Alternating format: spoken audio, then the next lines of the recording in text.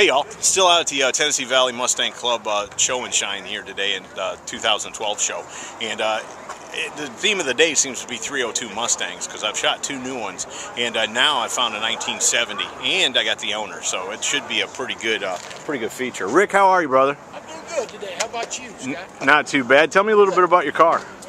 Well, this is a 1970 Boss 302, four-speed car. They were all four-speed cars. I've had it for about 12 years.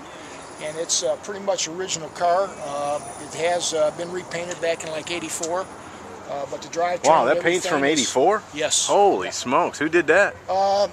There's a guy in, I believe it was Kingston that did it for the gentleman that owned it before me.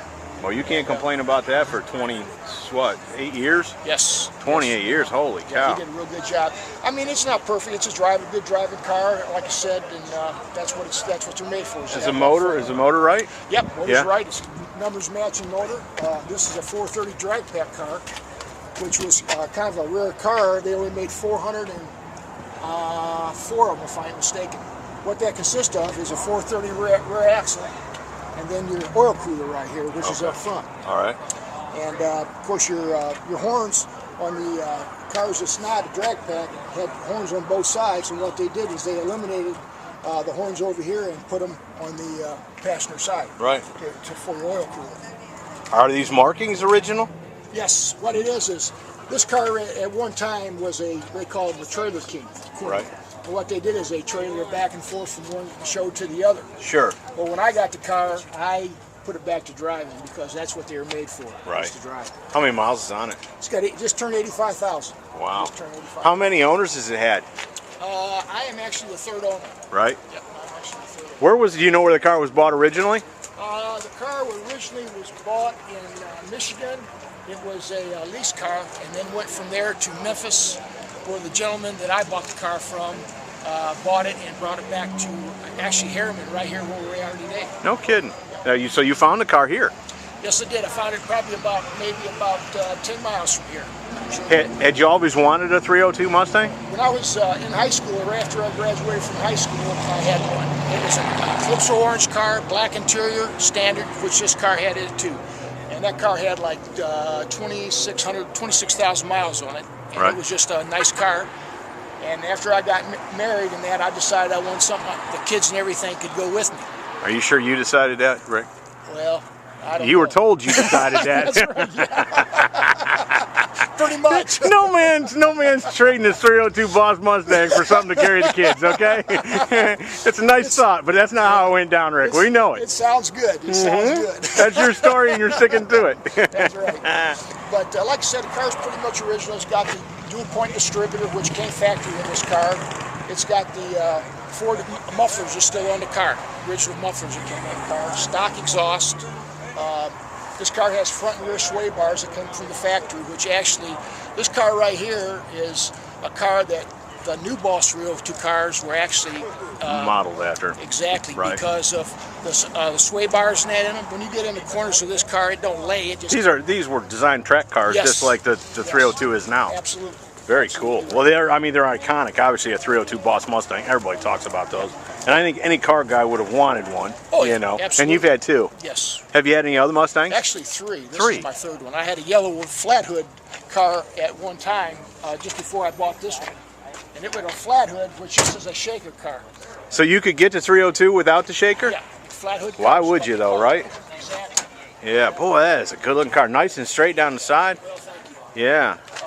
The yellow car that I had was a nice car too, but I just like that shaker. If you ever sit in that shaker, it's just something to it when you're had one on my shifting. Trans Am. They're very cool, right. yeah. And I want to put one on my Mustang too, because they make it now. And actually, I think Celine used to make a supercharger that was a shaker hood supercharger. Exactly. How cool is that? Yep, so, absolutely right. Man, beautiful car though. It's only been repainted once? Yes, sir. That was painted, like I said, it was early 80s, 84, 83, 84. The car was painted.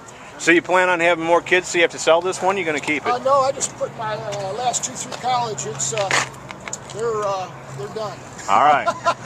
I'm glad to hear that, because these things are getting hard to find, Rick. I don't know if you know, but you're not going to get many more opportunities like that. Well, yeah, thank you.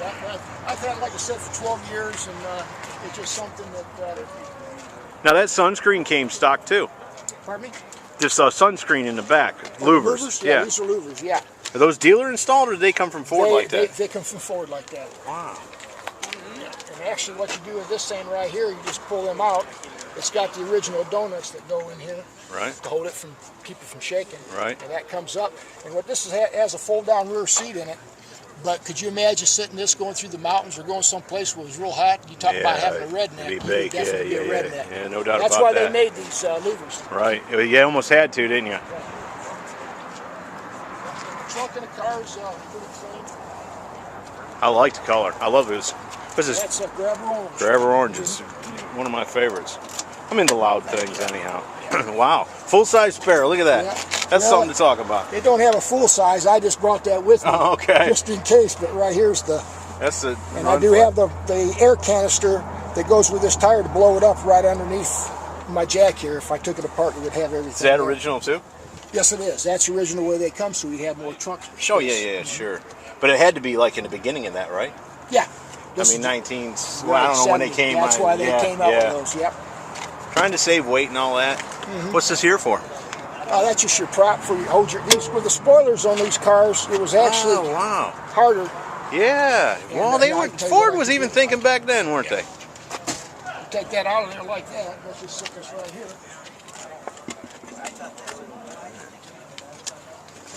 That way you could actually, put some suitcases back there. Yes, you could. Of course, with the fold-down rear seat like that, you could always stash some back there if you had to, too. Sure.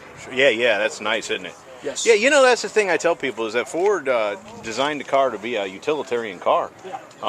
Even when they're souped up or whatever hot rodded, they still have the basic utilitarian part about it. You can drive them every day. You always could. Yeah. That's what they're made for. Right. Back then, we'd beat them to death. Yeah.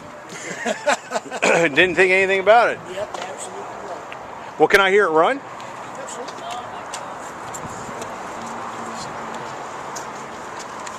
Now this thing's got solid lifters in it. These were all solid lifter cars.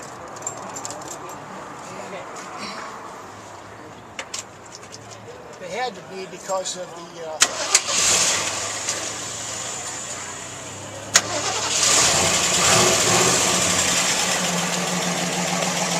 That's what that tick is.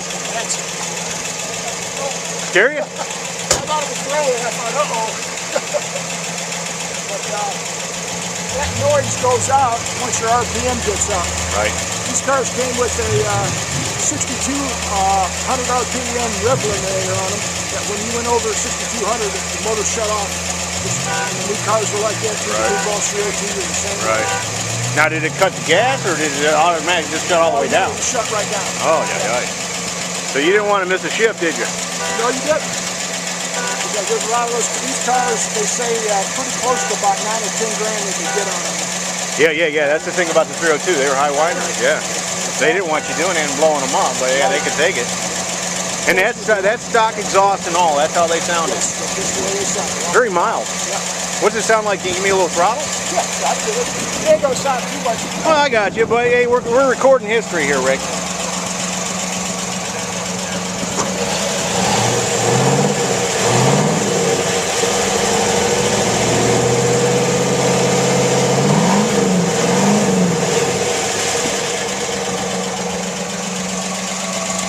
That's cool. You can turn it off. Brother, I appreciate it. Anything else you want to tell me about the car before we run off? No, I think that's about it. Man, I'll tell you, I really appreciate you giving me the time to feature this car, Rick. You're very welcome, Scott. I appreciate you. Not a problem. Folks, there you go. 302 all original Boss Mustang from the Tennessee Valley Mustang Club Show and Shine 2012. Hope you all enjoyed it. Have a good day. See ya.